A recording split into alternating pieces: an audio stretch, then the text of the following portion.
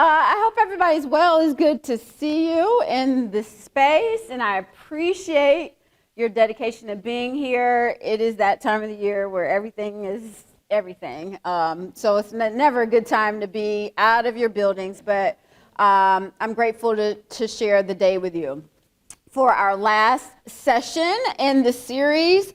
And today's focus is really going to be about being intentional and thinking about the conversations you've had to this point this year around your action plan and thinking about ways to evaluate the efficacy of the work that you're doing, right? You want to make sure that the actions, the interventions, the responses that you and your team have talked about with your colleagues in the district are tightly aligned to your area of need, and that you have a really clear plan for evaluating whether or not those are working to address the issues that you would like to resolve in your space. So just for the big picture of our day, I want you today to have conversations about student level outcomes, which is really what we're all after, improved student outcomes. But in order to really maximize those, you have to do some systems level work. And we've talked about that all year long. So we'll talk about what it means to address things at a systems level as well. We'll think about both of those levels in terms of how your action plan is addressing both of those things with intentionality. And then we'll get to that business of thinking about in what ways and to what degree your student outcomes have changed so far as a result of your work. And if they haven't, what are the ways in which you can be very intentional about monitoring those moving forward in school year 24-25? We'll also talk about policies and procedures that are going to then influence the practices of the adults in the space. We can talk a lot about the things that we want adults to do better or differently on behalf of students, but you want to think about what policies and procedures are dictating those or guiding those. Because if any of you in this room leave and you've been the ones carrying that work, what happens? So you want policies and procedures to be the guiding mantra that guides practices in your spaces. And then finally, we'll want to talk about how you can predict when system level changes are needed, and you'll know that because you might not be seeing the outcomes that you want. So today will be this kind of balance between talking specifically about what you're noticing to be different with your students, and at the same time thinking about bigger picture conversations that you'll need to have at a systems level. We'll have lots of time for you to think together as a team, because I really want this day to be a day where you leave here with clarity on your next steps. So we'll kind of think through all the tools, the protocols, the conversations we've had in session 1 and session 2. This session is really about putting all that together and being clear on how to move forward. So with that said, we're going to start, as we always do, with some team connections. And if you are like most other groups that I do this with, you're not going to love it. You're not. But it's purposeful, because what you're engaged in, I hope you realize, is hard change. This isn't the easy stuff. Changing systems and really impacting student outcomes is not easy. Otherwise, we'd all have it solved. It's hard. So I want us to kind of be in the mindset of what it means to go through hard change. So I want you to positively think about this experience, knowing that it's teaching us all a lesson. And as I give that introduction, I want you to stand and find someone that you're not sitting with now, not from your team. If that's possible, partner up with someone not from your team, introduce yourselves, and just chat for a moment until I bring us back together.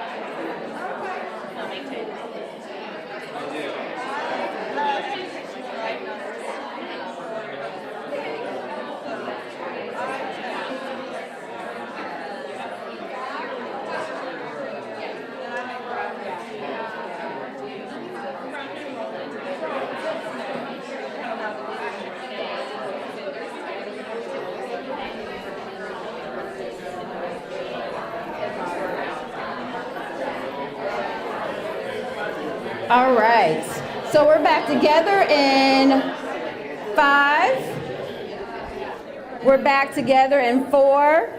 Now 3, 2, 1. Great, thanks for pairing up. I want you to, again, use this space.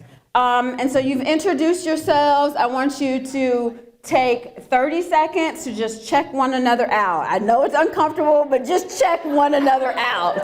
Take a good look at your partner right now.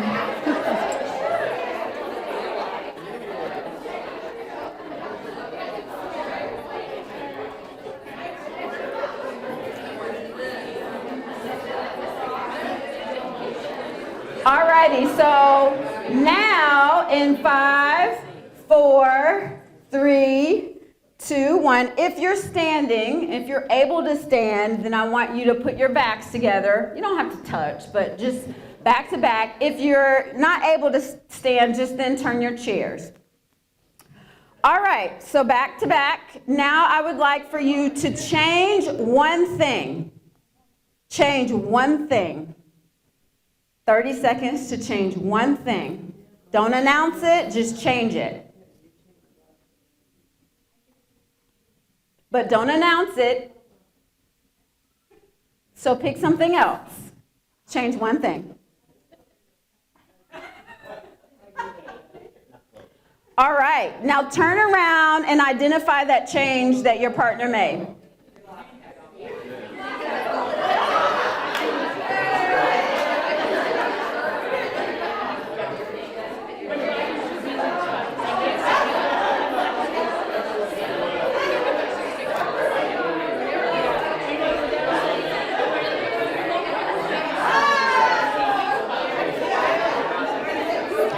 All right, in 5, in 4,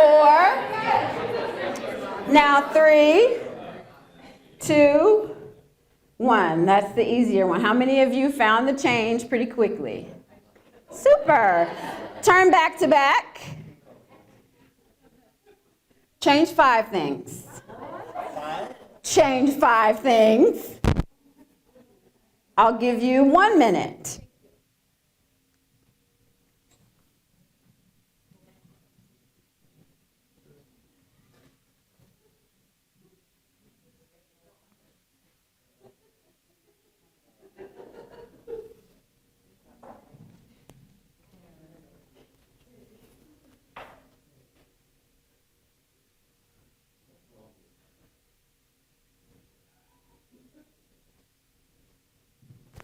Twenty more seconds.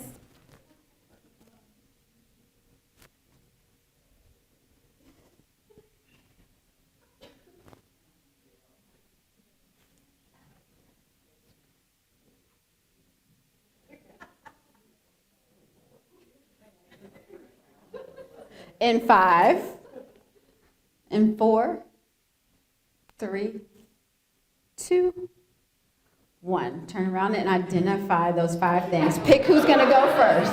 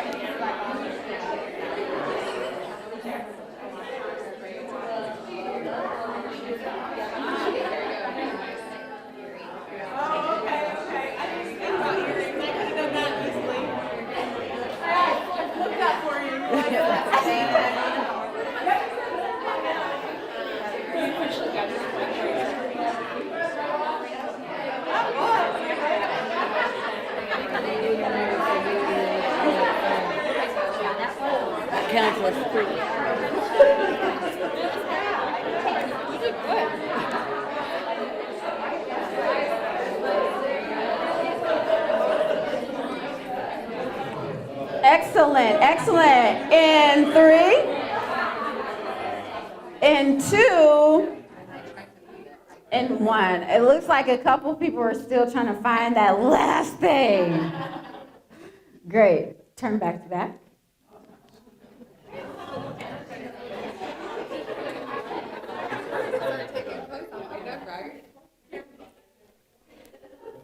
Change 10 things.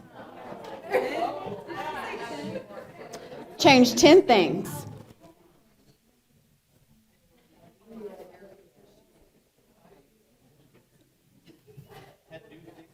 Change 10 things.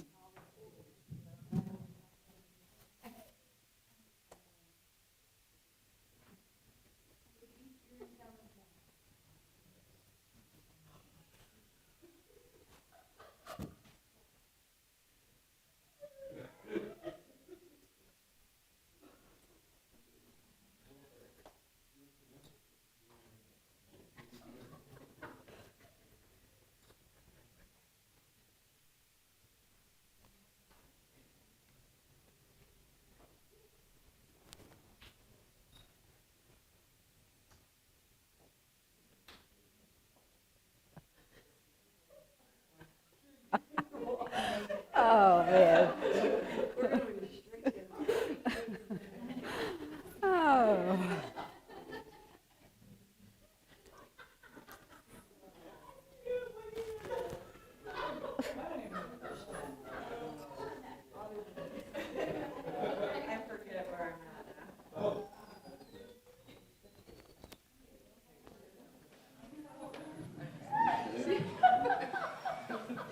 Marcy has officially lost control. Stop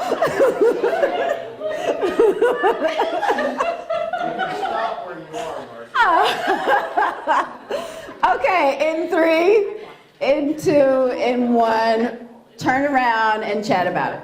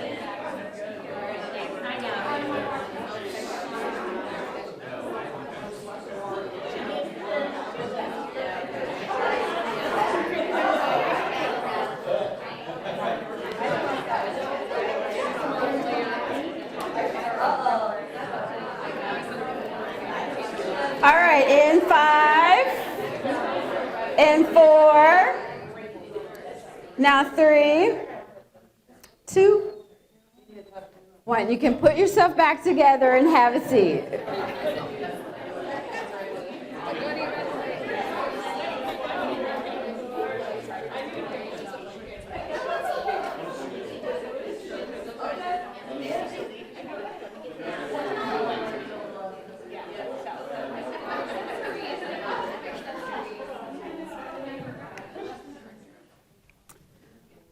Alrighty, as I told you, that was not going to be the most enjoyable experience, likely moments of discomfort, but hopefully not too bad.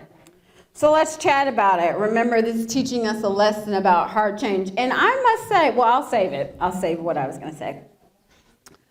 All right, I call that an experiment of the 7 dynamics of change. So let's talk about it. Tell me, how did you feel when you first heard my request, the very first request to change something? How'd that feel, the first request? Like, do I have to? But it was relatively easy, right? relatively easy, like, do I really have to do this? I hate icebreakers, all those thoughts, right? Initially, although the task might be easy, it can sometimes be one that we don't want to do. It's awkward, it can be uncomfortable. We do it because we've been asked to do it, but we don't love it. Let's walk through that next request. And as you see me using my phone today, it's because I forgot my attachment for my clicker, so I have to click on my phone. I'm not like texting. What was the first thing that you changed? What was the first thing you changed? I heard some of you. That first thing, what did you do? What is it? Name tag. What did you do with it? Moved it to the other side. What else happened? Glasses. Did you take them off? What did you do with them? Took them off? Okay, took them off. What else? How many of you, raise your hand, removed something? Like Marcy just switched, but some of you removed something. That's often the case when we think about change. When we're asked to change, sometimes our initial thought is what we have to give up. Not just shifting, but what we have to give up, take off, remove, lose. Some of us, I think you all, this might not have been the case, but some of you might have been embarrassed. If you were, you hid it well. I didn't really notice it. But sometimes that was the case, especially if you felt silly. Anybody want to be transparent and say, I felt a little silly? Yeah? That's often another experience we'll have in the change process. Now, we are a room full of people going through the same request, but even still, we're focusing on our feelings of being uncomfortable, sometimes embarrassed, and you can feel silly, like, oh my God, do I look stupid? Because you can get the sense that you're going through it alone, even though everybody is doing it. You're focusing inward on your feelings, on how you might be looking silly, and I gotta take my shoe off, or did I hydrate my feet? Like, did I put on deodorant? Like, we're feeling silly as if everybody is not going through the same thing. Like, will my pants stay up if I take this belt off? The next thing I want you to think about is what happened when I asked you to change 10 things. 5 was difficult. 5 was difficult. 10 was like, this is silly. Like, you can't be serious. And I have to say, I am super impressed because usually people are like, I can't do that. And some of you may have done that mentally and just didn't verbalize it. But some people clearly express, that is ridiculous, Renee. I'm not doing it. I don't have enough stuff. They just shut down. Yesterday, I was up north. They shut down. They were like, I'm not doing that. And I was like, okay. You tried. Some of you I actually saw trying. I'm impressed. Because when you have a request that seems way out of reach, we often shut down because we can only handle so much. We can only handle so much. So thinking about the hard change you're doing in your spaces, asking folks to change that one thing, and then scaling up to say, now change 5 things. Don't be so quick to ask them to change 10 things, because they'll shut down. And they might not verbalize it, but they're shutting down. Mentally. They'll go through the motions, they'll turn, but they're not doing it. They're not doing it. Because they can only handle so much. They might feel under-resourced, like I don't have enough stuff to change. I didn't bring a sweater, I don't wear glasses, I don't have on earrings. What do you want me to do? I feel like I don't have enough resources. How many of you actually, thinking about this switch between 5 and 10, which was a big jump, how many of you actually, Marcy said she had trouble with the 5. How many of you actually were successful with the 5? Show your hands. Right? Some of us couldn't get the 5. And then 5 more on top of that. How many actually were able to change 10 things? Anybody in this room? Nice. Nice. Awesome. This shows us that folks are at different levels of readiness. Some of us could only really identify that one thing. If I'd have said 2 or 3, maybe they could have gotten there, but 5 was hard. Some folks then absolutely couldn't get to 10, but a few could. So as we're moving through the experience of change in your spaces, which is really what your action plan is all about, change, know that folks are going to be at different levels of readiness for the ask based on their knowledge, based on their mindset, based on their skill set, based on the tools that exist for them.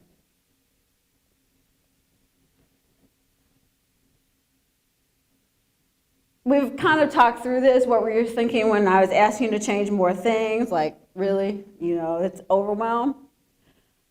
And I've made this point that overwhelm, when you're asked to change something that seems far out of reach, is because we sometimes think, I don't have enough to do that.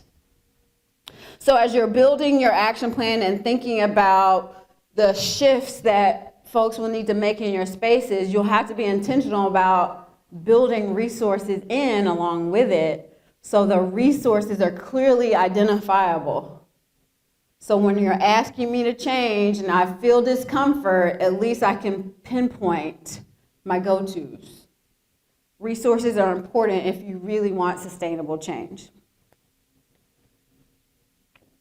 And this says, what's the first thing you did when I asked you to sit down? But I'm going to shift it, because I noticed, what were the things that you did after you identified what was changed and you turned back around?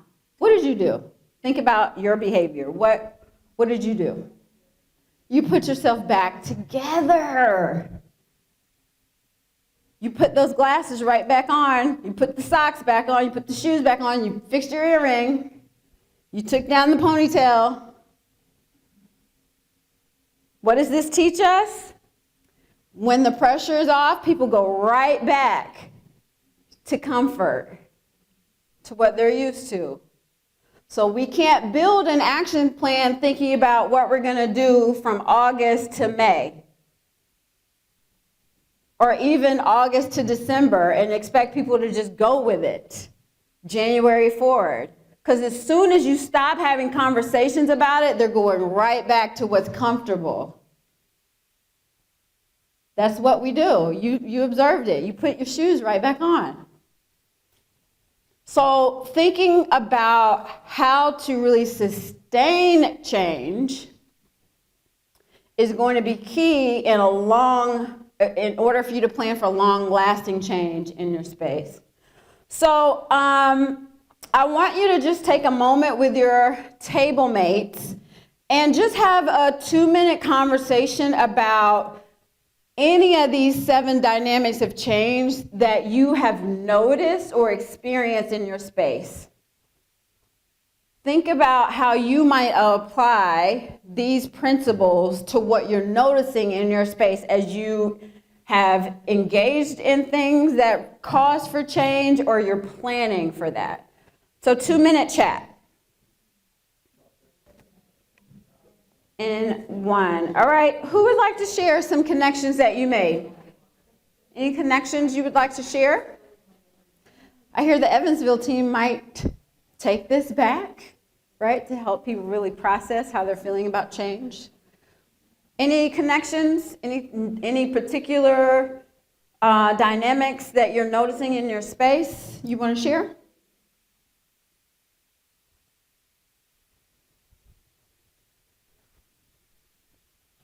No? Okay. Well, we will move right along.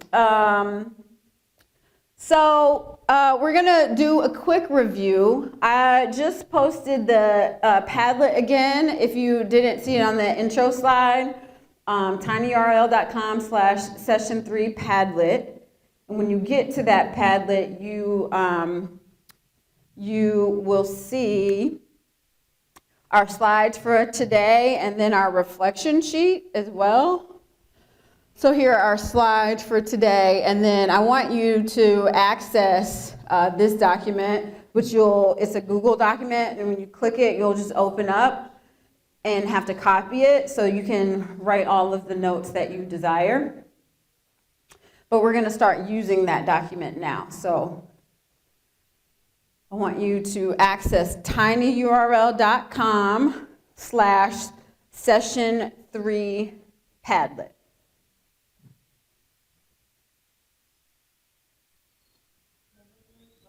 Number, it's right under the title there. Yeah, it's got all of our sessions across the year.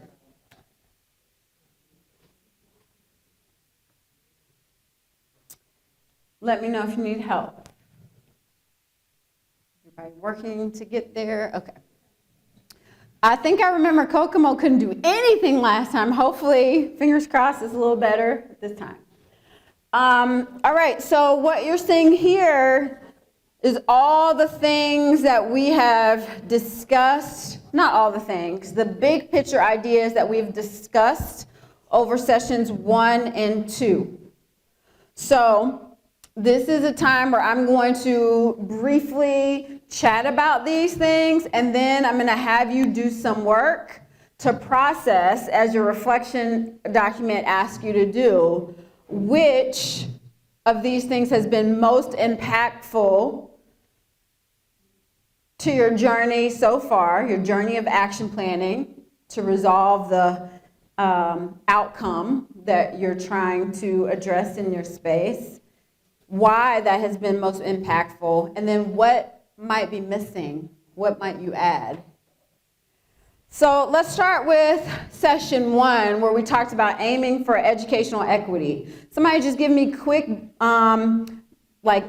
phrases, quick words, or you can use a sentence if you like, to talk about what were some of the concepts that we chatted about when we're talking about the meaning of educational equity. So educational equity is,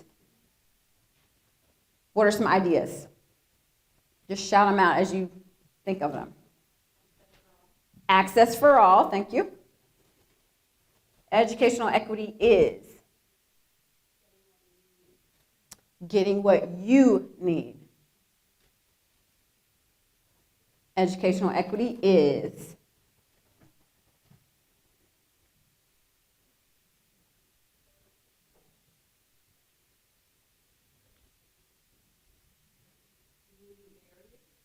removing barriers. All of those things for the purposes of eliminating, closing gaps between the highest and lowest performing students, or students that are demonstrating highest, lowest outcomes. So yes, getting what you need, access to what you need to be successful, removing barriers that are impacting you, could be different than all of those things for me. Meaning, equity does not mean equal. And we talked about that. Doesn't mean we do the same thing for all students. It means we do what each student needs according to who they are. And I think that those phrases are not something that people, educators, respond negatively to. I think we mostly all agree with that. But I think we can often have those conversations. We could talk about doing what each kid needs, removing barriers, creating access. We can have that conversation and not really have our lenses, a laser focus on whether or not doing those things are closing gaps. That's why I brought it up. You can create more access, you can remove barriers, you can respond directly to what Renee needs, but if the aggregate doesn't suggest that what you are doing is benefiting all students equally, the special education group is not growing, that's not equity. You have work to do as long as there's gaps. So I don't want you to miss the gap part. You got to have a laser focus on that. Also in session 1, some of you, it was new, we introduced the Success Gap tool. This was a tool that listed these 5 areas that we know are significant to successful systems. And so the Success Gap tool that we introduced you to has rubrics for what exemplary execution in these 5 areas look like, and also allowed you to say, here's where we are. We're striving to get to exemplary, but right now, here's where we are. And by knowing kind of what characteristics exist in your system, you could then create a set of action items to grow that area. So your task in session 1 was to review these 5 areas and make decisions about which area you thought was impacting your outcome, your area of focus, your need most significantly. And that was the key term, most significantly, because they all impact your area, right? Because they are the essence of what good systems look like. So I asked you to choose 1 or 2. And maybe you've done work that has moved the needle some in that area, and it's now time for you to change something else, right? Change something else might mean adding another area of focus, because they're all important. You can't not address all of them eventually. So is it time to turn around and change something else? We talked about 3 levels of behavior change: outcomes, processes, and identity. Anybody have any triggering memories from that conversation? Anything you remember that stood out to you about that conversation? That was a conversation I shared from Atomic Habits, James Clear's book, Atomic Habits. Any thoughts about what that graphic really represents as it relates to your work?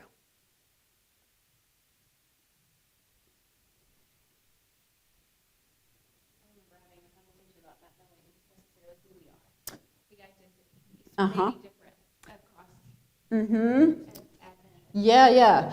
So maybe thinking about the conversations we had, that to what extent do we really engage in conversations across our school community about who we are, really? We have the great mission and vision statements, but really, who are we? What do we value, really? And we said that identity, being clear on that identity, is important because it drives everything that you do. What you value, who you are, determines what you do consistently. And what you do consistently produces the outcomes that you get. Now, so often we are thinking about the outcomes. We have to improve our scores. We have to have students growing. We really got to address these outcomes. We got to address the discipline, right, for our special ed students. We got to improve LRE for our special ed students. We're focused on outcomes. And so the challenge that James Clear gave us was stop focusing on outcomes and instead have real conversations about what you value. Because those values will determine what you do. And having your actions being in alignment with what you value and creating kind of this this essence of here's what I value, so this is what I do every day, eventually produces the outcome. I think I probably share with you kind of my journey in terms of like my exercise and things that I decide to eat. It was for decades of my life that I was like, I need to lose the 10 pounds, the 10 pounds, the 10 pounds, the 10 pounds, the outcome. And I switched that. I rarely even get on the scale anymore. Instead, I show up every day, the alarm goes off at 3:50, I respond to it, I'm up. I work out every day. I choose things that are going to benefit my health and occasionally have other stuff that's not so good, but my practice every day is to eat well, to move my body, to drink my water. I'm just focusing on the practices every day. And because I focus on the practices every day, I get the outcome. I'm not focused on the outcome alone, because I can reach that outcome. I have to get in this dress for this whatever, lose the 10 pounds from there. I can do that, and then what did we say? As soon as the pressure's off, I go right back. Because you focused on the outcomes. You didn't really have a conversation about what do you value.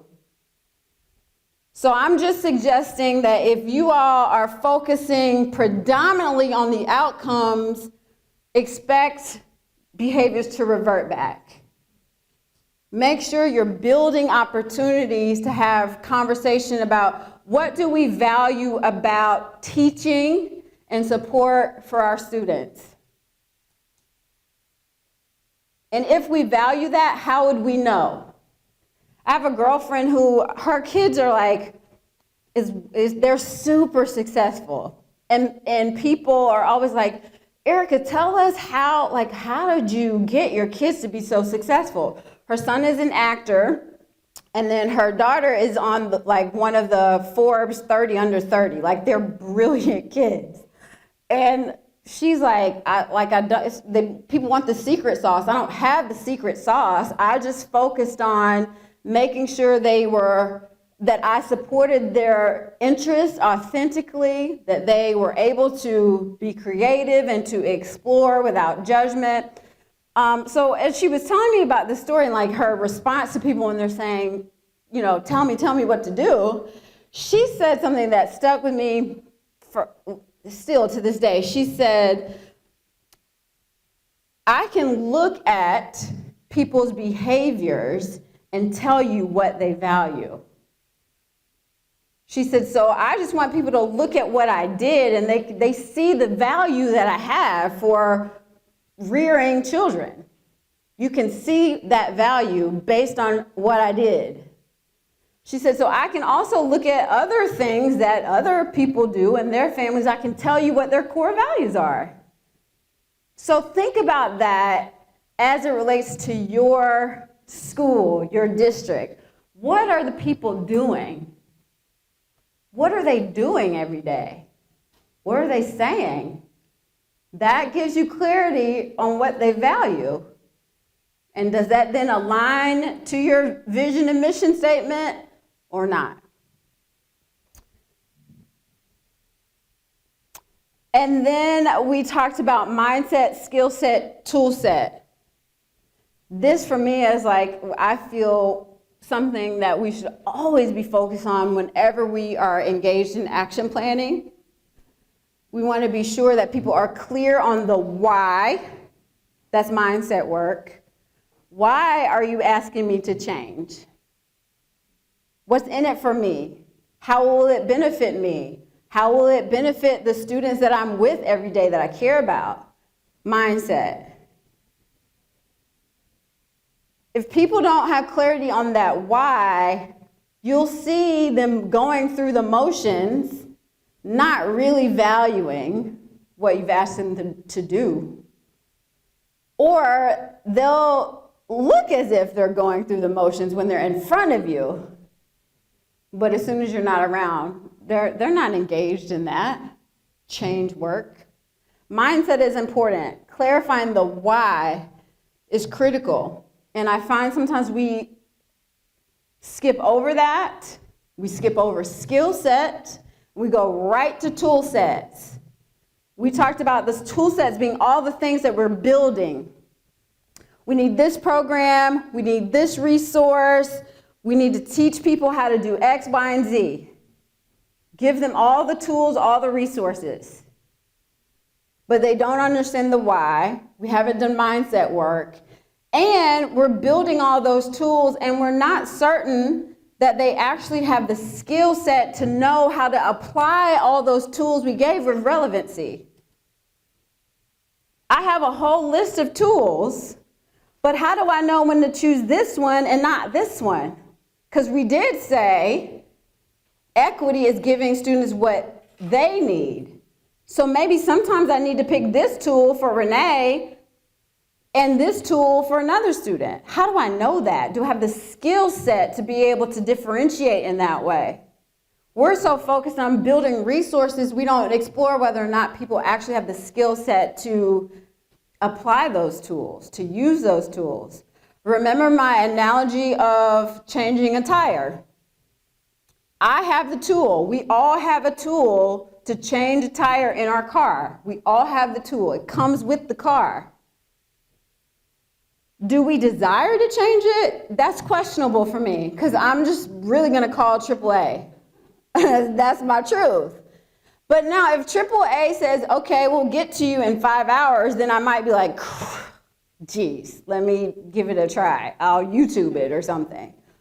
But I really don't even want to change the tire. My mindset does not value that at all. But let's say I said, okay, I got to do it. I have the tool. I'm still going to probably not be successful, at least not efficient, because I really don't have the skill. I will make a lot of errors on the way to changing the tire because I don't have the skill. Can you give me an instructional manual, YouTube? Yes. Can I press play and read it and listen? Yes. Will there still be many errors? Likely, because I don't have the skill. Think about what we do. We give people the manual, we go teach them, we go through, walk them through the training. We tell them, here's the document. We have these nice shared drives with all the things, but then we don't get the outcomes, likely because people's skills aren't fluent. So I just want you to be thoughtful about connecting all of these dots to your action plans. And then the bottom row here you see was really protocols that I have presented to you to help you think through all these big concepts. So the 5 whys we went through, what did the 5 whys help us do? What did it help us do?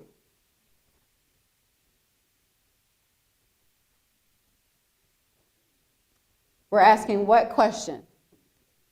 Why? We start with an issue, a problem. Why is that happening? We have an answer. And then we say, why?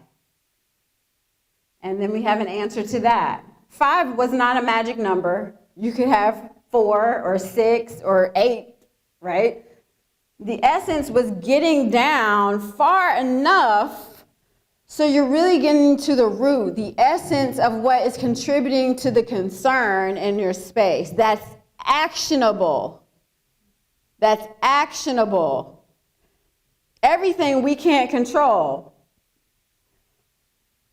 Why are third grade students not performing well on English language arts? Oh, because we have a lot of students that experience absenteeism.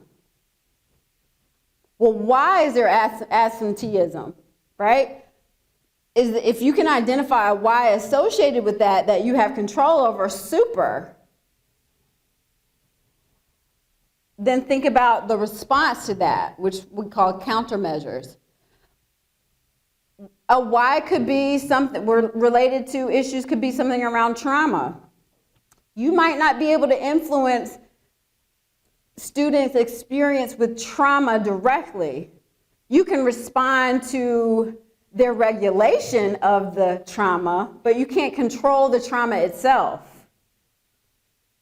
So that's kind of how I want you to think differently or nuance the root cause and an actionable root cause. I want you to be focused on actionable things. So I was hoping that your action plan would really address one of your why responses. But as you move through the process, you might fulfill the action, right? Create an action plan that responds effectively to that initial why, and then you need to add. You need to turn around and change something. You need to add another thing that you're trying to address. You need to build in another countermeasure.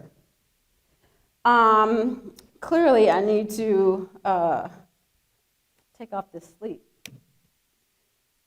All right.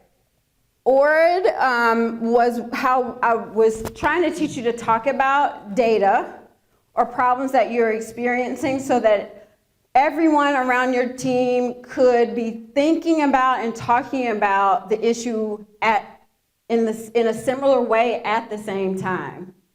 Sometimes some of us are just trying to get a sense of, like, what's the problem? What's the data say around the issue, while other people are already talking about the actions we need to take.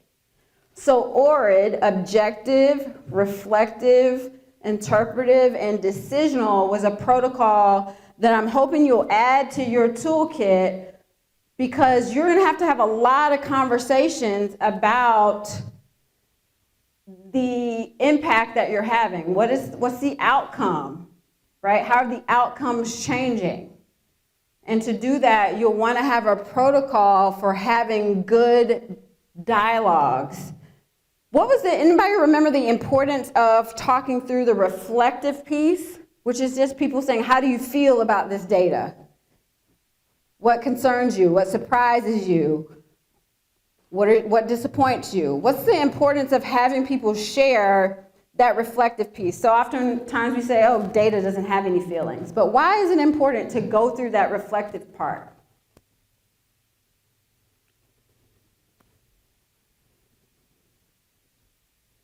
You present some data objectively, then you're asking people to tell you, how do you feel about this data? What surprises you? What concerns you? What are you excited about? Why is that important?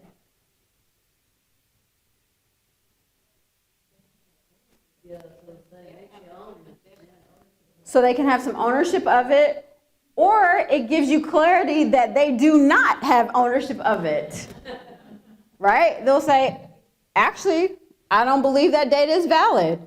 I believe that there's a whole lot wrong with how that data was collected. And so if you don't know any of that, and then you continue to go through the process and you set all these actions at the decisional level, well, people don't even believe the data is accurate. Do you think they're going to do that? No. The reflective stage helps you identify elephants that you need to address, you need to know about. It clarifies people's mindsets. It clarifies what they value. ORID is a really, really great tool just to have general conversations about issues that are going on in your spaces. So please add it if you can. And then last time when we were on session 2 in the virtually, we talked about how you leverage your strengths to address threats and weaknesses. So here I wanted you to really think about things that were in your system that were opportunities to really advance the outcome that you were trying to address. And then based on those strengths, how might you leverage those to deal with the things that you really needed to explore because they were threats to your progress? So I wanted to take the time that it took me to explain that because I've tried really hard to be intentional about the things that I've decided to share with you. And in full transparency, I have tried to give you thinking tools more than like do this. Like I'm trying to create processes for you to think big picture about system level things, because if you can focus on that, you can understand the path to get there. On your Padlet, there is a video under session 3 that I'm not going to take time to show you, but I do want you to watch it. And actually, you might find that's something you want to share with your colleagues in your district as well. It is a comedian. His name is Michael Jr.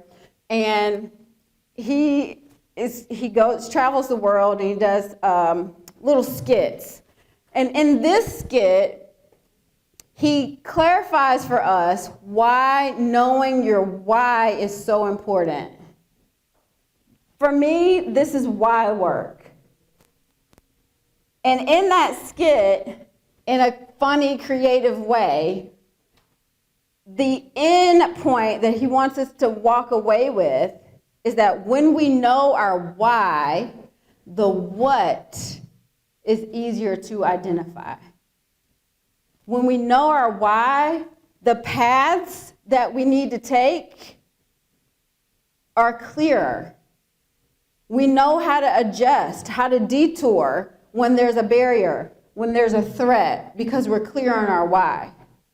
So that's kind of the reason why I've chosen to engage in what we have done this year. And so now I want you to take a good amount of time. I'm going to set the timer for 15 minutes, and I really want you to do the hard thinking work, to have a conversation with your team, or if you're by yourself today, I want you to join folks that are also by themselves and talk together about which of these concepts have been most meaningful to your work this year.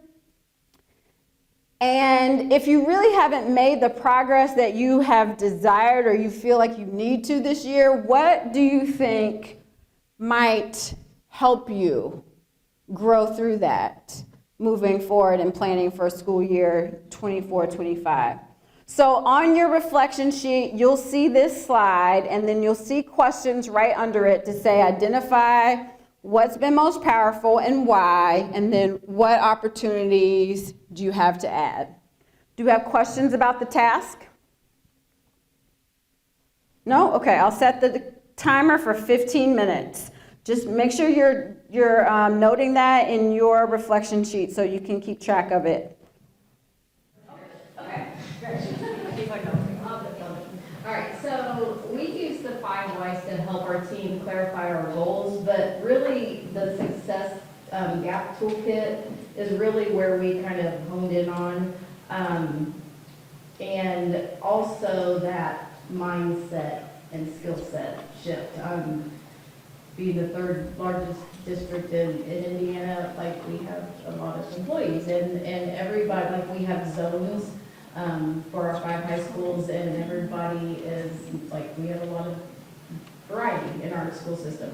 So everybody has a different mindset. So that whole piece of, pushing inclusion and what that looks like has been a big challenge of the why behind that. So we've had a lot of talking time at district development. Ellen and I have, as the director and the assistant director, we've had, we have their ear this year, so it's been it's been actually fantastic. But it's been a huge mind shift of, just how people are thinking, and it's been eye-opening to us. But I do think that, that is the two main places that we have stuck to this year. Super. Proud of you for that. And I love this idea that you're using the the Success Gaps toolkit. Here's how this works for you.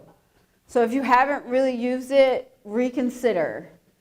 Sometimes we are asking people to turn around and change things, and they think it's our agenda. You guys just want to do that. You're the special ed people, you want inclusion, right? Whatever it is. These have rubrics that are well researched that tell you from 1 to 5, what's a school district who's at a 5 look like? What is a school district that's a 1 in that area, meaning not implementing, look like? So it's objective. It's not my agenda. It's not the special ed team's agenda. Here's a well-researched, very thought-out summary of what effective school systems look like. So you can use that to leverage the conversation of how do we get to a 5, if that's what we desire to do. What will it take to do that? And then having that conversation of what we're missing on the journey towards a 5, you're really engaging in this mindset work. What do we value? Do we value the components of a 5, really? How do we show that? So super, keep it up. All right, Kokomo team, who's chatting? We used the 5 whys too to drill down, and it was really helpful. We have a super supportive central office, and so it makes it easy to talk about change. Our problem becomes like with resources, so trying to figure out prioritizing what are we funding and what are we doing, and then we evaluate our roles in the leadership team and where we can be most effective. And so we found a lot of that change this year with the RTI process and meeting with gen ed teachers and using that data really effectively and helping the building leaders understand, yes, you can address this in your building, not just call the people in special ed for an evaluation. Come fix it. Yeah. Yeah, and so to that point, using the 5 whys to ask the question, especially for your building leaders who I remember you saying lots were new. So here are the why questions we have to answer. What's the countermeasure that you, building leader, have influence over? Not what somebody else can do, what you can do for you and your staff, for your building.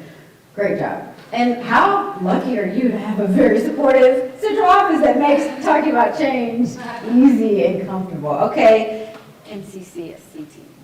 I was just going to say Bloomington team, but I don't know if that's offensive. No, not at all. I got voted at the last second. Okay. So, yay. Okay, so we brought up one example of mindset, skill set, tool set. So Okay. we have purchased a lot of SEL curriculum and distributed it out to the schools. They know that it's there for the inclusion and special ed teachers. But some of them have a good mindset about how to use it and willingness to do it. Others don't even know that it's there, or don't remember. And then they don't really have the skill set as to how to use it. And so our job, I think, is to really make sure that we have a flow chart of when they would use this particular curriculum for this student who has this need. And then, so we just need to work on that. And Katie is working on that right now at our table. And so that's something that we're working on. Love it. Super. Last minute, and it was perfect. And I think that's smart to have kind of a flow chart, a thinking protocol for helping people to make decisions. But I also remember I feel like at one point saying, you want to make sure the mindset for behavior intervention, for SEL intervention, is equivalent to how we value academics. So probably that conversation about the mindset is also important. Like, is it that we really don't know how to use SEL tools, or do I feel like that's somebody else's job? My job is academics, right? So that could be another component. Okay, Clark, for that team. Okay, Barbie. All right. Attica? Okay, sorry. We're at it.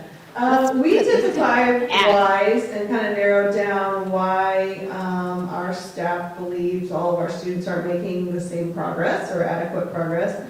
And from there, we reflected on our need for some tools, our need for some skills, and really the mindset of, does everybody believe all of our students can learn? So that's what we're continuing to build on.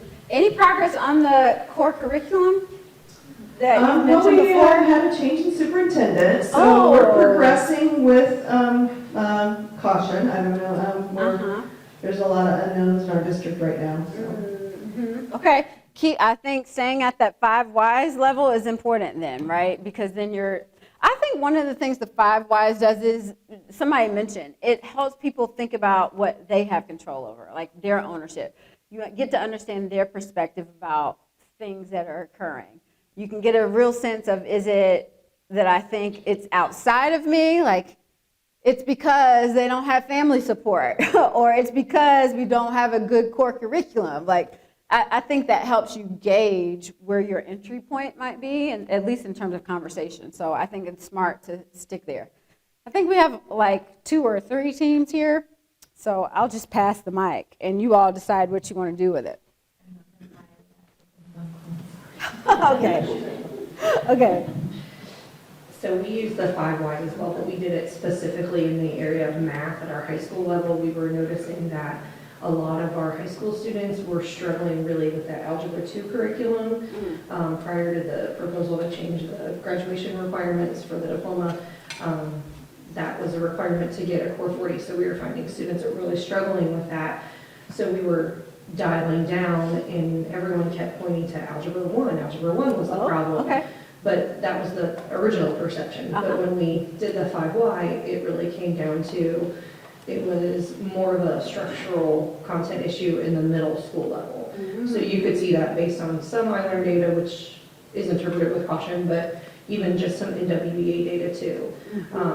There was also a lot of push that it was the special ed population that was the one bringing those numbers down, where in fact when we turned it the other way, it was actually the gen ed population that were struggling more than the special ed population. So that really, it kind of forced a table of individuals who really thought one way to look at the data and think, okay, I was wrong. Yeah. So it went a whole different way. Yeah, I love that example. Thank you for that. Super. Pass it behind you.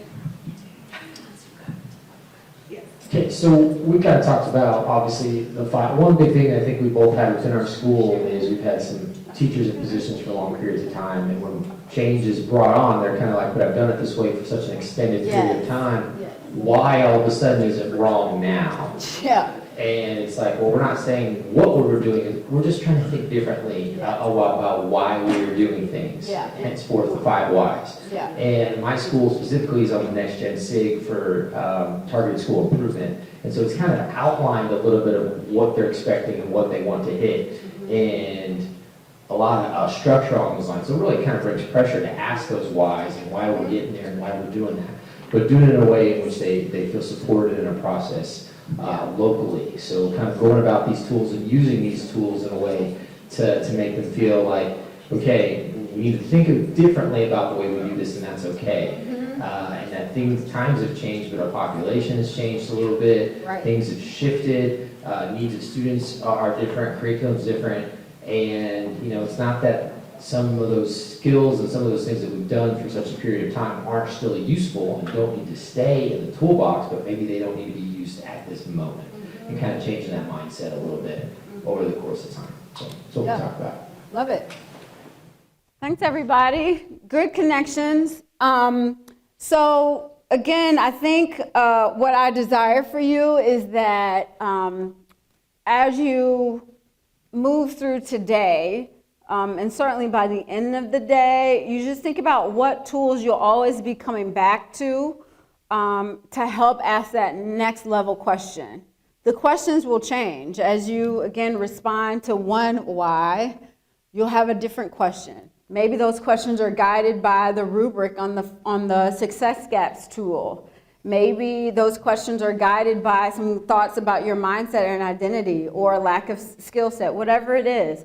I do think that you will find, like to the example of the algebra data, moving through data very objectively using the ORA process can in a way take the pressure off you to convince people what the answer is. They come to it as you're looking at data. So if we're calling out the objective data and we say, here's the progress for gen ed students versus special ed students, folks can come to the interpretation themselves that I'm really noticing this data is telling us that we need to also be thoughtful about our gen ed students. They're really influencing our scores in terms of outcomes related to Algebra 2, right? So this process really helps, again, people come to the awareness themselves instead of you having to be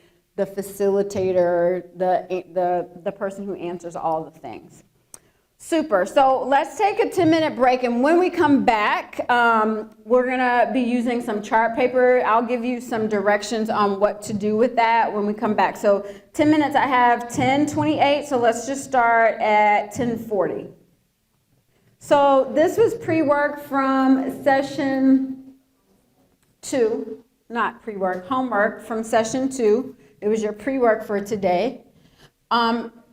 At the end of session 2, I ask you to come prepared with a statement related to something you were working on, and that something could be a student level outcome or something you were working on with your staff, which is more of a system level outcome.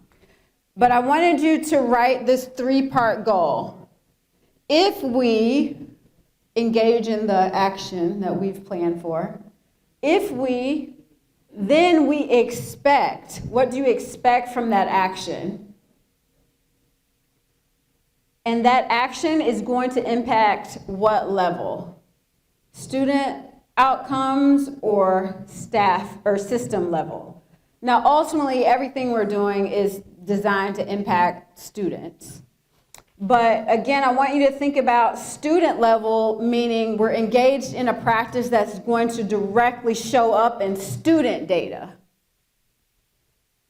A system level outcome, think about that as what you want the adults to do differently. So you'll see that in their actions, right? So I want you to indicate what your 3-part statement is. If you came with it, super. Just note it on the chart paper. Folks yesterday needed time to create it, and that's fine with me too. So if you need time to create it, go to your current action plan and have conversation about what each part is. But then I want you to think about, based on that statement, what are the actions, the resources, and the ways you plan to measure this outcome goal. So what are the 3 sections? If we engage in this behavior, then you expect what to happen at what level? Is that a student level or a system level? And how are you going to measure those actions? What are the specific actions? What are the resources needed? And how are you going to measure progress? How will you know if this is working?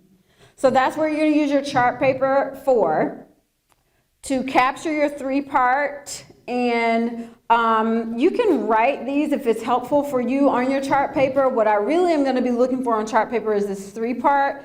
And then you can add these at the bottom, but I think this is more conversation and things you want to take notes on. Your reflection sheet, so this part can be on your reflection sheet.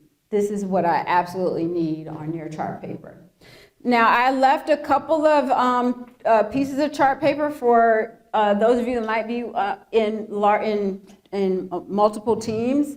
You can either split the chart paper and use one or have your own. If you need some more, we have some up here. But I'm going to give us 10 minutes to do those chart papers. Once you're finished, I just want you to post it up somewhere on the wall. Are we clear about the task? All right, so we should see this on everybody's chart paper. Some might include this. You might choose to write this in your reflection notes. All right, 10 minutes. All right, let's come back together in 5, 4, 3, 2, 1. Okay, so let's have some share outs about the process of writing down your big picture outcome goal. This is kind of your elevator speech.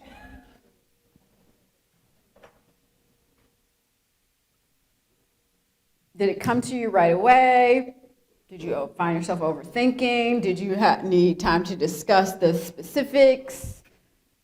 General reactions.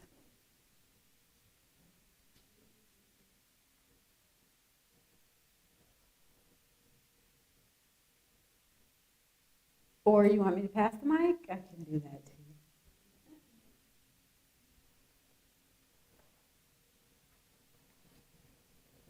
Super. Kokomo.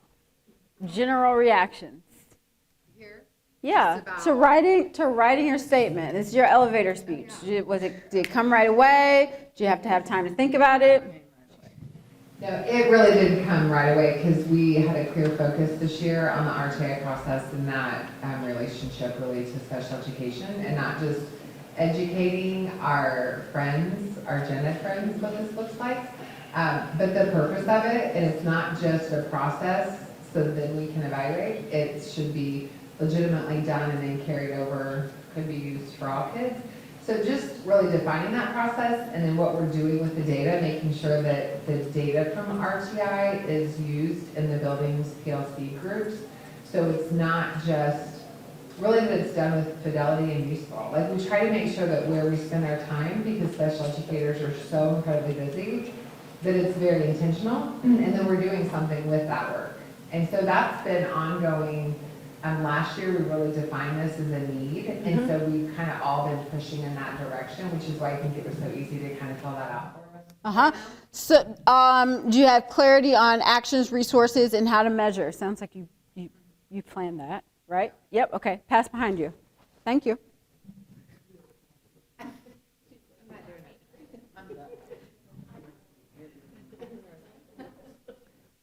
So yours says, if we provide resources with clearly defined implementation guidance, then we expect TORs to utilize resources with fidelity to provide SDI tied to individual goals at the student level.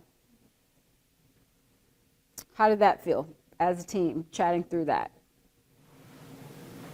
So I think we're close, and as we talked about, and as Sandy shared with us, or with the group, that we're really allocating a lot of intervention resources to the school level and to the classroom. Our goal is then to, now that we've equipped, increase their toolbox, now we need to increase their skill set, now we need to increase their mindset. And so as we move into different pies on that, or slivers of the pie on that chart, our implementation strategies are the mechanisms we use to improve different areas, and the way they're tied to staff level outcomes hopefully results in student level outcomes. And so we'll clean this up a bit with things that are just at the staff level, because if we always attend to student level, even though we're trying to move the things at the staff level, we'll miss a lot of things. Yep. And so taking the student level, while it, as you alluded to, it's ultimately the goal, focusing only on the student level made it distract us from focusing on the staff level and the things that are really important in moving the needle. Yep. So this is partly, thank you for that.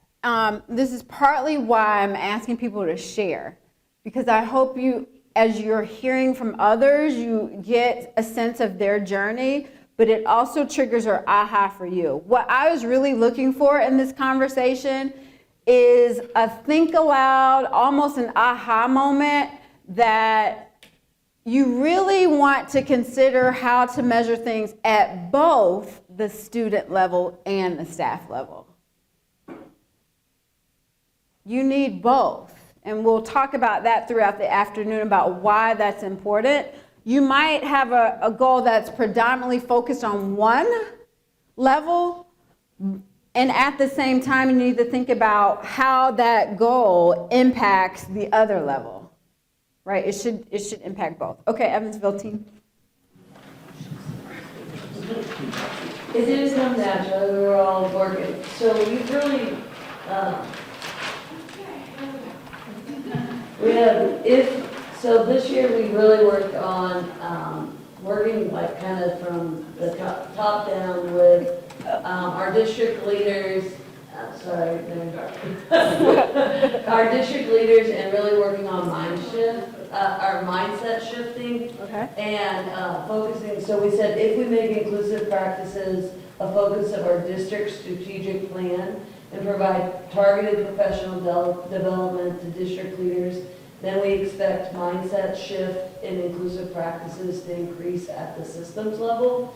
And so like we've set goals around our LRE data, our proficiency rates for testing, including iRead, iLearn, and IM, our district's referrals to self-contained rooms, and also in and out of self-contained rooms, so we have 2 separate goals up there.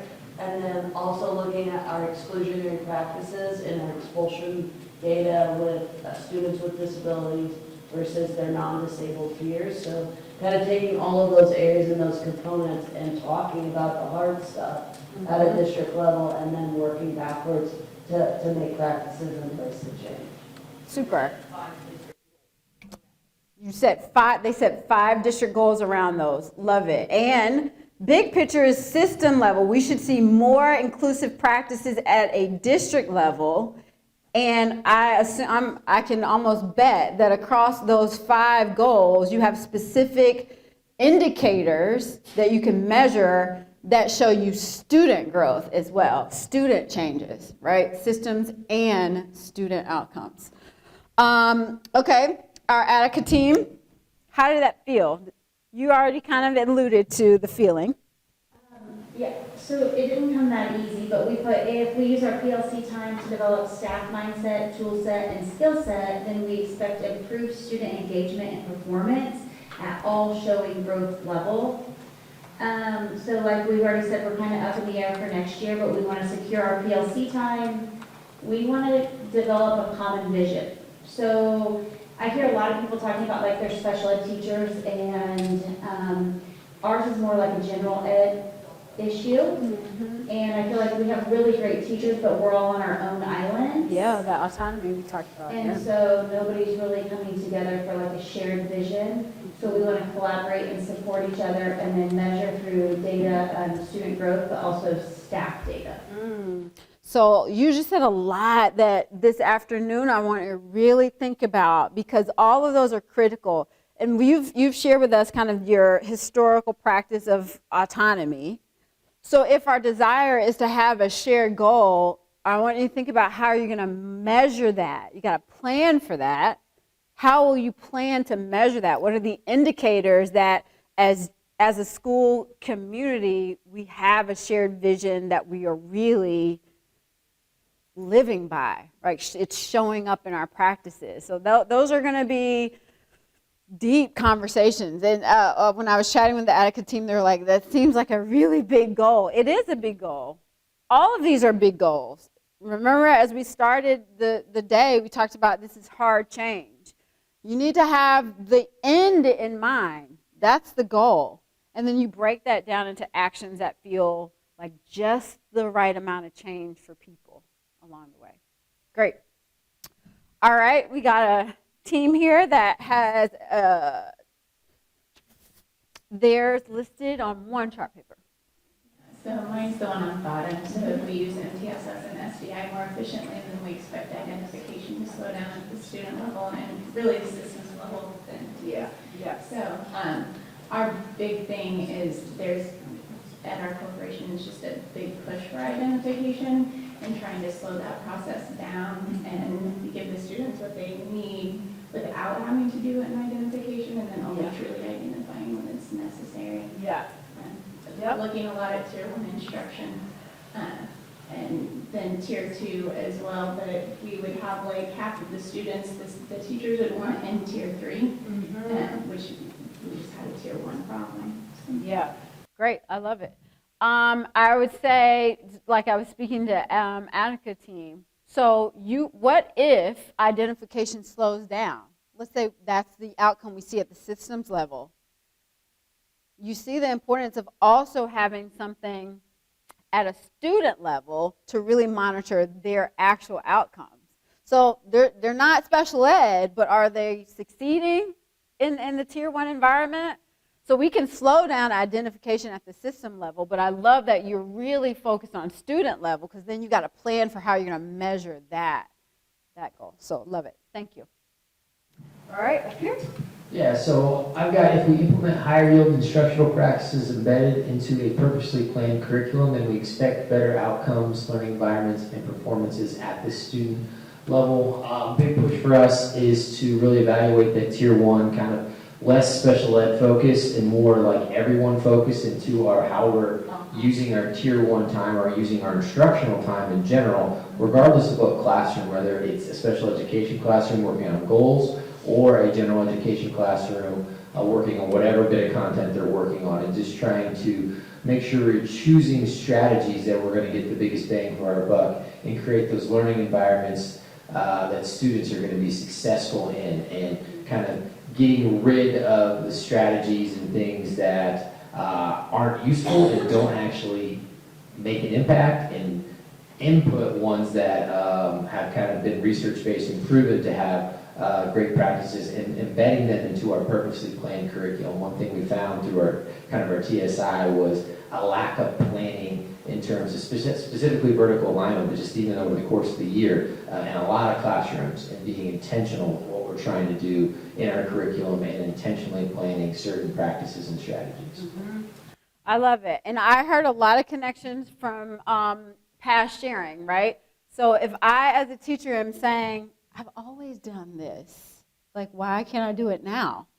How about let's be clear about what you mean. Like, what is it you want me to do? You want me to implement higher yield instructional practices. What are those? What is our shared understanding of what that looks like? So that's a monitoring part. You got to measure that. You got to name those. Then we have to observe whether or not they're happening. And then this whole piece about better outcomes, learning environments and performance at the student level, there's tons you can measure there, right? Not just in terms of academic scores, but feeling of connectedness, feeling of relevancy at a student level. Are students responding to that environment with more positive experiences? You can measure all of that at the student level. So I wanted you to be pulling all of these out, because in the afternoon, this is our focus, to think about fidelity, to think about the actions that are required for each component of these big picture ideas. If we plan for it, we can get to it. But if we're just executing without a plan, we're missing things. And then over here, that's yours, right? I put that over there? About MTSS? Yeah. Okay.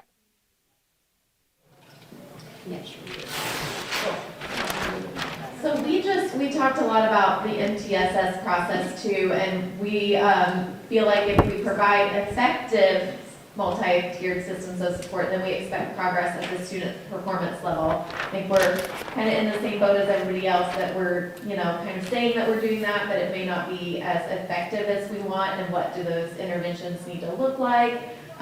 Who will be doing those interventions?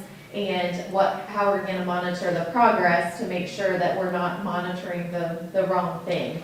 So you had said just a minute ago about about the shared understanding. I think that's important because in my opinion right now, MTSS is kind of like a term that we kind of overuse. Throw out there. And kind of like differentiation was a few years Yep. ago, and Yeah. will we do that? Uh-huh. Or we were saying, maybe it's September, and I might have principals saying, well, we haven't started MTSS yet, and I'm like, so like, we really need to focus on the shared understanding of what it even means, because it's how we do business, it's Yeah. not things. Yeah, it's a framework, it's how we do school. Yeah, go ahead. And then there was another part, making sure that there's a constant review of that data that's being presented by, also make sure that the stakeholders understand that data and can not only interpret it well, but also can explain it well to other people. So if interventions need to be changed, if they need to Yeah. be shifted, that it ensures that that data is valid. Yep. Super. I love it because I know where we're headed, and that's exactly what we're going to be working on this afternoon. Are we collecting the data that will give us information that's tightly aligned to what we say our goals are? What we say we want the outcome. If we're collecting data that's misaligned to that, or that nobody really knows how to speak to, then what's the point? So good job pushing through that. Again, this afternoon, we're really going to dig into like how to make that come to life. I know that those have been your major focus points. Hopefully this afternoon, our conversation will just be additive to help you think a little bit deeper about each of those components. So with that in mind, in the next 15 minutes before lunch, I just want to give you a frame of reference for our afternoon. It's really about evaluating the efficacy of your work. Why are we doing it without planning for ways that we can monitor whether or not it's working? So this slide comes straight from the folks that that wrote the Success Gaps toolkit, the IDC. Oh, that's another thing I thought when you were talking about MTSS and shared values. That's a beautiful opportunity to go right to the Success Gaps tool that indicates what effective MTSS systems look like, right? So as you're creating shared value, that tool can give you at least a starting point for what's a 5? How do we get to a 5 and where are we now? Especially if people are saying, we have those, but we just haven't really started it yet. Really? Or like where you are on that continuum? But so here I just want to highlight this. The top bullet is really important. This afternoon I'm going to be asking you to think about how you are monitoring both process and outcome data. We're really good at capturing outcome data, but I want you to be thinking about how you know whether or not what you want to happen is actually happening. So if you say you want inclusive practices, how do you know they're happening? How are you monitoring it? If you say you want RTI, MTSS at the building level to be more sophisticated, more robust, done with fidelity, how are you monitoring that? Not just by looking at, student growth, but the actual practices that you say are a part of it. Same for the resource around, SDI tools. High-yield instructional practices. How are you monitoring what the adults are doing? How are you monitoring what the adults are doing? That's the task. So the goal for all of this conversation is to ensure tight alignment between where we started in session 1, which you said the root causes. This is why we have the outcome that we have that we're working on. What's the root cause of that? Then the focus area that you've chosen, what you've just put up. The data that you are collecting or that you will plan to collect, and those actions. I want you to think about something we can all connect to. Let's say that the classic example, a student is struggling with reading, 3rd grade. And so we put them in an intervention group that is designed to improve their reading. and we're collecting data on reading fluency, but we're not seeing growth. Our actions are really focused on giving students more opportunity for practicing the skill of reading, breaking down words. We're doing a lot of phonics instruction, not at comprehension yet, right? We're focused really at the level of phonics. If we are measuring, the data we're collecting is on fluency, does that make sense? That's misaligned, right? If actually the thing we're working on to support the student to be a more fluent reader right now is focused on their phonics skills, we should be measuring that, right? Yes? So I'm just giving that example so that you think, what are you measuring? If you say you're measuring inclusive practices, you want to make sure the data you're collecting are indicators of that. They have to be tightly aligned. So these are going to be questions that you really have to process through this afternoon as we go through each of our breakout times. The goal is tight alignment so that you're closer to hitting that bullseye. And in order to do that, you're going to have to use upstream thinking, big picture thinking, like you have on your chart paper. So whenever I talk about upstream thinking, I'd use Chip and Dan Heath's work. Specifically, this is Dan Heath, and here's a couple of my favorite quotes. He's written a lot of books, but these are two of my favorite quotes when it comes to upstream thinking. When you spend years responding to problems, the nature of schools, that's what we do. When you spend years responding to problems, you can sometimes overlook the fact that you could be preventing them. So I just want you to consider the things on your sheet, the things in your actions. Are they response, or are they really taking you back to the deep 5 whys that you can prevent some things? You can establish actions that would prevent the thing from even happening. Are we just responding, or are we building structures in our system to prevent future occurrences? And then the other thing that I think is tough for us to be reflective about, but I think is valid, if you want the outcome to change, you have to change the system. This is connected to identity, right? I believe that systems, outcomes that we see in systems are perfectly in alignment. The system is designed to get the outcomes that it produces. So when you're saying, oh, well, we don't, we want our students to have better outcomes on iLearn, but your system does not use core curriculum, does not use high yield instructional practices, does not implement response to intervention MTSS structures, which are preventative and responsive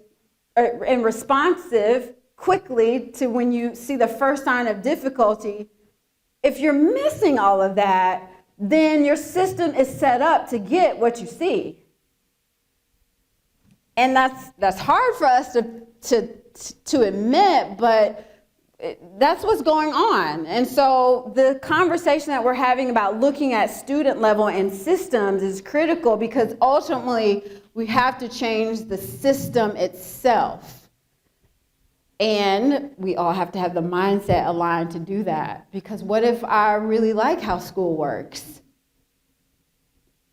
Then that's a conflict that I gotta work through. You likely have seen the video I'm gonna show. Well, I'll take that back. Some of you may have seen it. But I think it's just a good reminder to be the person who goes upstream. I think a lot of times, especially those of you in the room, are the ones that people rely on to like help put out the fire, to fix it. But how are you also being intentional about going upstream? So here's a little video. I used to use this a lot when I used to teach about MTSS systems, but I think it's broader than that too. In a small fishing village, a group of folk gathered at the river. Not long after they got there, a child came floating down the rapids calling for help. One of the group on the shore quickly dived in and pulled the child out. But minutes later, another child came, and then another, and then many more children were coming down the river. Soon, everyone was diving in and dragging children to the shore, then jumping back in to save as many as they could. In the midst of all this frenzy, one of the group was seen walking away. Her colleagues were furious. How could she leave when there were so many children to save? Then, after long hours, to everyone's relief, the flow of children stopped, and the group could finally catch their breath. At that moment, their colleague came back. They turned on her and angrily shouted, "Hey, how could you walk off when we needed everyone here to save the children?" She replied, "It occurred to me that someone ought to go upstream and find out why so many kids were falling into the river. What I found is that the old wooden bridge had several planks missing, and when some children tried to jump over the gap, they couldn't make it and fell through into the river. So I got someone to fix the bridge." Simple, yet how often are we just jumping in? Every day, just jumping in the water, not taking a pause and be like, wait a minute. What is contributing to this that we ought to fix? So we talk about burnout and people doing too much, jumping in the water. Who is going to be the person to say, let's think about what's the root, what's the source of this, and how do we really fix that? Because we're limited in resources all around. Resources in terms of people, in terms of finances, in terms of all the things, time, you name it. So how do we really work smarter and be preventative in our approaches? So last slide, I'll probably refresh us when we come back from lunch.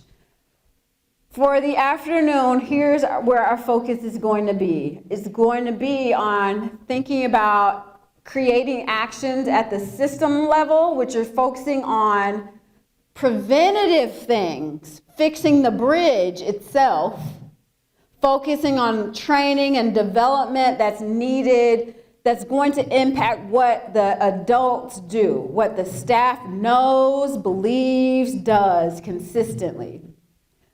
My little mantra for this, to know it's a system, is that I'm focused on what the adults will do differently. And whereas at a student level, I'm focusing on the actual outcome data that is qualitative and quantitative that I can measure, that is impacting a student directly. So if I'm using MClass, for example, to measure student growth on a particular skill, that's at a student level. That's a data point at the student level. So here I'm focusing on what I want to be different for students.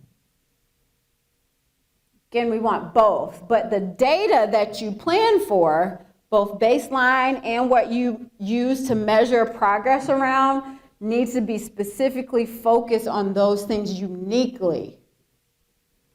So oftentimes, as I've made the point, we have student level outcome data that we can quickly name, and we're missing the piece about knowing what the adults are doing in terms of implementation of these big picture ideas. So I want you to consider which is found in your current plan right now, which do you need to strengthen, because one, again, is focused on repairing the bridge, the other is focused on just saving the kids. You need both. Thoughts, questions? All right, so When we come back from lunch, here are the 3 things that we're talking about. Most of this is going to be in team time. We're going to be talking about how you're going to plan to measure fidelity, how you do it now, what gaps exist, what you need to plan for with intention for next year, what data, decision-making rules you're using to determine next steps, and then how do you make sure that the data you're collecting is comprehensive, meaning system level and student level. So most of this, again, is going to be reflection time in your teams, and then by the end of the day, I'm going to have you kind of share your big picture reflections over these things, and then we'll wrap up with adding some time to identify the next best thing that you're going to do or add to your action plan for the year.